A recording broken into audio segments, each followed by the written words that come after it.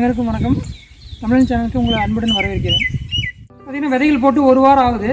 விதைகள் எல்லாம் எப்படி முளைச்சிருக்குன்னு சொல்லி பார்க்கலாம் வாங்க. இது வந்து நம்ம காலில் போட்டோம். இது வந்து தக்காளி நாற்று நெகுலில் வச்சுருந்தனால ஒரு வாரம் ஆச்சு. இப்போ நாற்று வந்துருச்சு. தக்காளியெல்லாம் பார்த்திங்கன்னா நாற்று வந்ததுக்காக அது பிடுங்கி தான் நடணும். அதனால தான் வந்து அதிகமாக போட்டிருக்குது.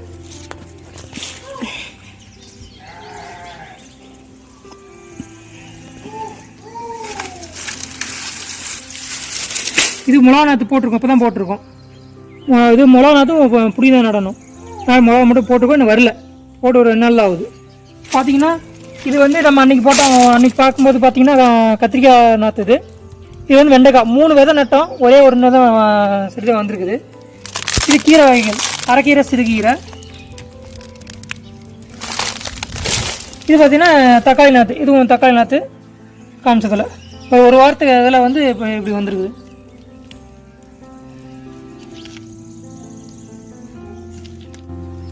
அது வந்து ஒரு வாரத்துக்கு உண்டான கேப். அது இன்னும் அதுக்கு முன்னாடி ஒரு வாரத்துக்கு முன்னாடியே வந்து கத்திரி நாற்று போட்டோம். எந்த ஸ்டேஜில் வந்து எடுத்து நடணும், கத்திரி நாற்றாக இருந்தாலும் சரி, தக்காளி நாற்றாக இருந்தாலும் சரி, மிளகா நாற்றாக இருந்தாலும் சரி, எந்த ஸ்டேஜில் எடுத்து நடணும், எந்த அளவுக்கு வளர்ச்சி இருக்கணும் பார்த்தீங்கன்னா ஒரு 15 நாள் வளர்ச்சி இருக்கணும். அந்த வளர்ச்சி எந்த அளவுக்கு இருக்குன்னு பாருங்கள்.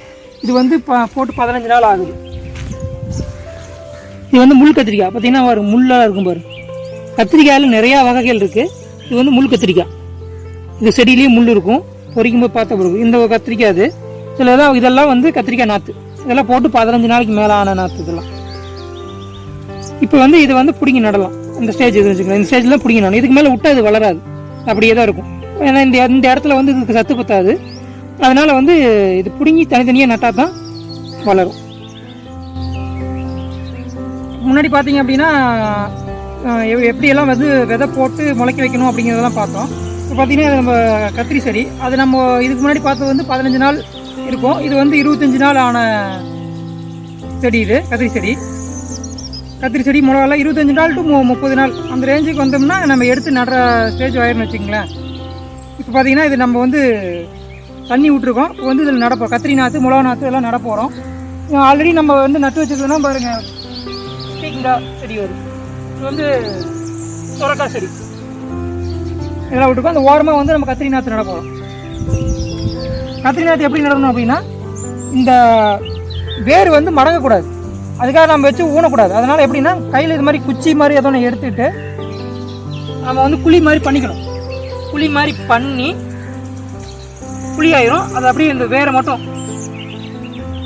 இந்த குழியில் வச்சு மண்ணை வச்சு தள்ளி விட்டுருணும். நல்லா வச்சு இப்படி தான் நாற்று நடணும். ஒரு நாற்று இது மாதிரி. அடுத்தது வந்து இது கொஞ்சம் இடைவேளை கேப் விட்டு இவன் தண்ணி போகிற வாய்க்கால் தண்ணி போடுறது, அதில் இன்னும் கொஞ்சம் இடைவேளை விட்டு அதே மாதிரி நல்லா குழி ஆழமாக வச்சு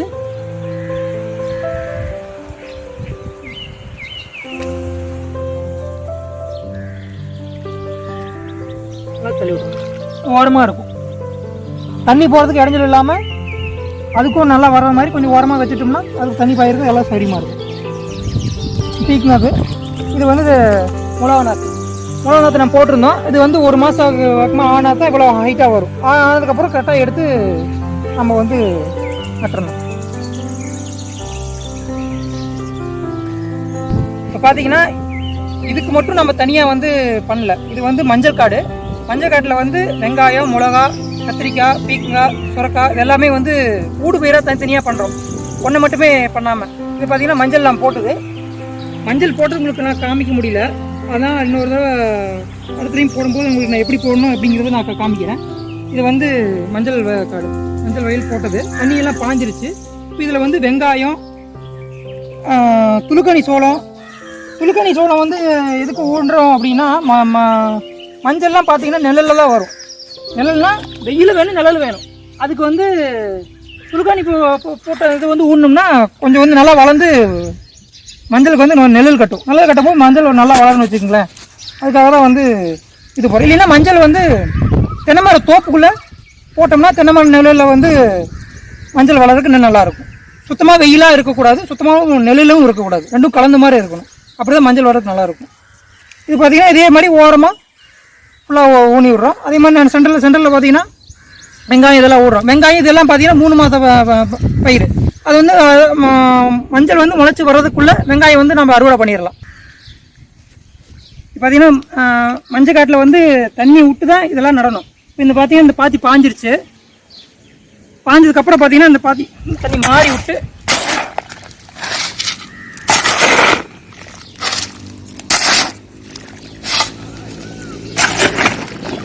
இப்போ பார்த்திங்கன்னா அந்த வாய்க்கால் தண்ணி வருது. இதில் வந்து அந்த ஓரத்தில் வந்து நம்ம கத்திரிக்காய் நாற்று நட்டோம்.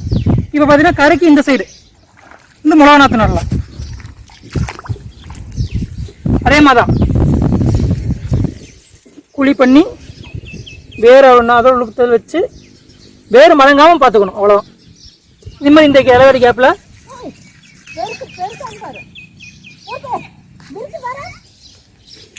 அதே இந்த இடவேளை கேப் விட்டோம்னா நல்லா இருக்குன்னு வச்சுங்களேன். மறுபடியும் இதே மாதிரி எடுத்து நாற்றை எடுத்து மண் வந்து முடிஞ்ச அளவுக்கு அப்படியே இருந்தால் நல்லா வரும். மடி மூடிடணும், அவ்வளோதான். இப்படி மட்டும் மூணா போதும். இந்த ஓரமாக அப்படியே வந்துடும். இந்த கேப்பை விட்டு நல்லா முடிஞ்ச அளவுக்கு எவ்வளோ ஆழம் போட முடியுமோ அவ்வளோ ஆழம் போடுங்க.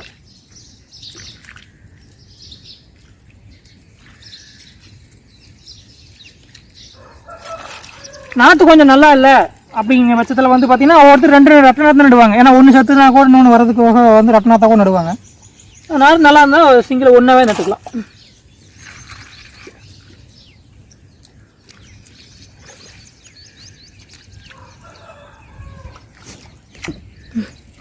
பார்த்தீங்கன்னா கத்திரி நாற்று நட்டத்தை பார்த்தோம், மிளகா நாற்று பார்த்தோம். இது வெங்காயம்.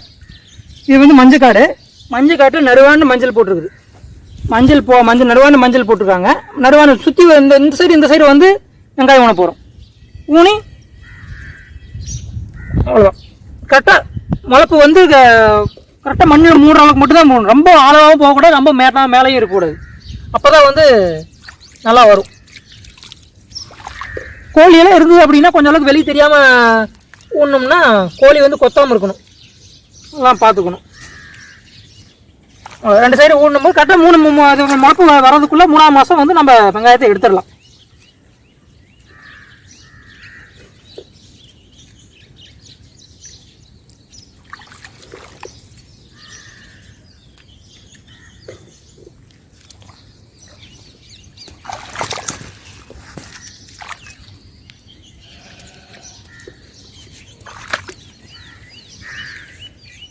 இதே மாதிரி எல்லா கரையிலையும் ஊனும்போது நல்லாயிருக்கும்.